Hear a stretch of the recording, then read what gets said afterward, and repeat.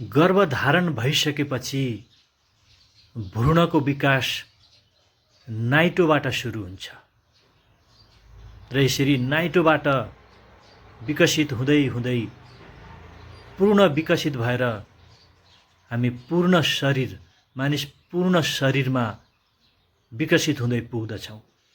जबकि हाम्रो विकसित रूप नाइटोबाट सुरु हुन्छ। यो सबैलाई थाहा भएकै कुरा हो। सृष्टिको सुरुमा पनि सृष्टिको सुरुवातमा पनि मानिसको सृष्टि पृथ्वीकै नाइटोबाट गरिएको हो। सायद यो सबैलाई थाहा नहुन सक्छ। पृथ्वीकै नाइटोबाट नै मानिसको सृष्टि अथवा मानिसको उत्पत्ति ईश्वरले गर्नुभएको हो र फेरि त्यही नाइटो पृथ्वीकै नाइटोमा एकजना जसको वर्णन भारतीय दर्शन शास्त्रमा 37 पटक गरिएको छ र उनै पृथ्वीको नाइटोमा आएर यज्ञ गरेको छ।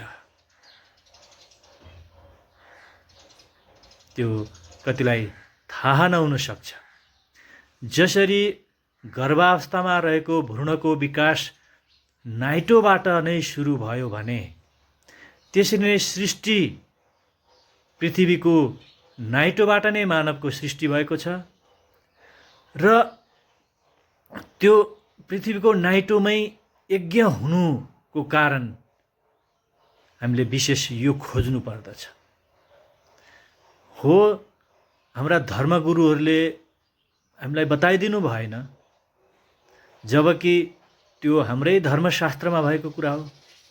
उहाँहरूले बुझ्नु भएन अथवा बुझाउन चाहनु भएन, हामीलाई थाहा छैन। तर एउटा कुरा कि त्यो मेटाइएन। त्यो अहिले पनि भारतीय दर्शनशास्त्रमा खोज्ने हो भने 37 पटक त्यो मानिसको बारेमा लेखिएको छ। यसलाई हामीले खोज्नतिर गएनौँ हैन। र यो कुरा मैले भन्दै गर्दा अगाडिको भिडियो हेरेर एकजना बुवा मेरो घरमा आउनुभयो अनि उहाँले भन्नुभयो, हामी अहिले 90 वर्ष हुन थालिसक्यौँ, त अहिले के देखेको छस् र यस्तो कुरो गर्छस्? को स्वर्ग पुगेर आएर तँलाई यो बताएलो भन् त भन्नुभयो। अनि मानव विकासको बारेमा उहाँले कुरा गर्नुभयो।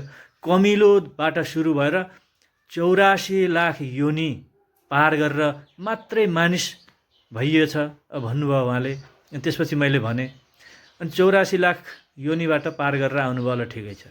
अनि मानिसपछि अब के हुने हो त नि? उद्देश्य त ल ठिक छ, तपाईँले भन्नुभयो कमिलोबाट सुरु भयो, अनि आउँदै आउँदै 84 लाख योनि पार गर्नुभयो, अनि मानिस भइयो। अब मानिसबाट के भयो? के हुने उद्देश्यले यो रूपान्तर भएको मानिसको भन्दा अब हामी भगवान हुने हो मरेपछि भन्नुभयो। अब एउटा कुरा बुझ्न नसक्नु अथवा बुझ्न नखोज्नु, खालि विरोधाभास मात्रै हामीले मानिसमा भेटिएको छ। यो मैले बताउन खोजेर तपाईँले मलाई विरोध गर्नुहोला, यो गर्नुहोला। सत्य एउटा मात्र हुन्छ, दुईटा सत्य हुँदैन। तपाईँले जुन हाम्रो हिन्दू धर्मको धरातल भनेकै भारतीय दर्शनशास्त्र हो, यसलाई नकार्न मिल्दैन। त्यो दर्शनशास्त्रमा खोजौँ को हो त्यो भगवान ईश्वरको शक्तिले गर्भधारण भएर कन्याको कोखबाट निस्किएर जन्मिएर पवित्र किन पवित्र भएर आउनको के आवश्यकता थियो? कारण के थियो? त्यो यज्ञ पृथ्वीको नाइटोमा यज्ञ गर्नुको कारण के थियो? यो त खोज्नुपर्ने कुरा हो नि। हामी बिना अध्ययन एउटा संस्कारबाट आयौँ, अनि कसैले खोज यस्तो छ भनेर भनिदिँदा पनि, त्यो सत्यको ज्ञान गराउन खोज्दा पनि हामी सुन्नै खोज्दैनौँ, बुझ्नै खोज्दैनौँ, विरोध मात्रै गर्छौँ भने त हाम्रो भन्नु केही पनि छैन। म पनि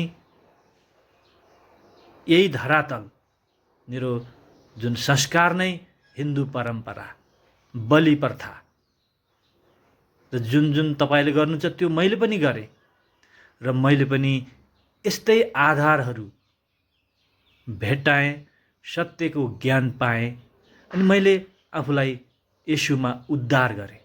म येशूमा उद्धार भएको हुँ, मेरो केही पनि अरू केही पनि भएको छैन, मेरो जीवन परिवर्तन भएको छ। यति मात्र हो यसमा विरोध गर्नुपर्ने। अब त्यो कमिलोबाट 84 लाख योनि हुँदै मानिसमा आउने अरे, अनि उद्देश्य के हो त नि? भगवान बन्ने उद्देश्य। भगवान अहिलेसम्म भगवान बनिसकेका भए त मेरा पिता पुर्खा पनि भगवान भइसकेका हुन्थे। उहाँको शक्तिले म अर्कै भइसकेको हुन्थेँ। आफ्नै पिता पुर्खा भगवान भइसकेपछि त यहाँ त चमत्कारै भइसक्थ्यो। त्यसो र आफ्नो आफ्नो तरिकाले बुझ्नु अलग कुरा हो, र सत्य एउटा भन्दा दुईटा छँदै छैन। यसमा विरोध गर्नुपर्ने, होच्याउनु पर्ने, हेप्नु पर्ने केही पनि छैन, खोज्नु पर्ने छ। किनभने मानवको जन्म भइसकेपछि मृत्यु किन आयो, कहाँबाट आयो, यो पाप भन्ने कुरा कहाँबाट आयो, यति खोजियो भने, अनि त्यसपछि खोजियो भने भेटाउँछौँ, र मुक्ति पनि छ। मानिस भगवान बन्ने होइन कि हामीले मुक्ति खोज्ने हो। र अर्को कुरा मैले पटक पटक मेरो भिडियो मार्फत भनिसकेको छु, मानिस बाहेक कुनै पनि जीव जीवातहरूमा आत्मा हुँदैन। केवल मानिसलाई मात्र ईश्वर भनौँ, भगवान भनौँ, बुद्ध, अल्लाह, के भनौँ, सृष्टिकर्ता भनौँ, सृष्टिकर्ताले आफ्नै स्वरूप, आफ्नै प्रतिरूपमा बनाएको केवल मानिसमा मात्र हो। उहाँले मानिसको मानव शरीर निर्माण गरिसकेपछि जीवनको सास आत्मा हालिदिनु भएको छ। बाँकी सबै मानिसको प्रयोगको लागि हो। प्रयोगका लागि भएका सबै जीव जीवातहरूमा शरीर र प्राण मात्र हुन्छ। केवल मानिसमा मात्र शरीर, प्राण अनि आत्मा हुन्छ। त्यसैले मानिस आज यति अगाडि छ। मानिस निर्बल छ, एउटा पशुभन्दा धेरै निर्बल छ, तर त्यही पशुलाई अधीनमा राखेर मानिस हिँड्न सकेको छ। सबै संसारका सबै थोक, सबै वस्तुहरू मानिसको अधीनको लागि बनाइयो। त्यसको सर्वश्रेष्ठ मानिसलाई बनाइयो। त्यसैले त मानिसले हात्ती डोराउन सकेको छ, घोडामाथि चढ्न सकेको छ। किन भन्दाखेरि तिनीहरू केवल उनीहरूमा शरीर र प्राण मात्रै छ, र मृत्युपछि सकिन्छ।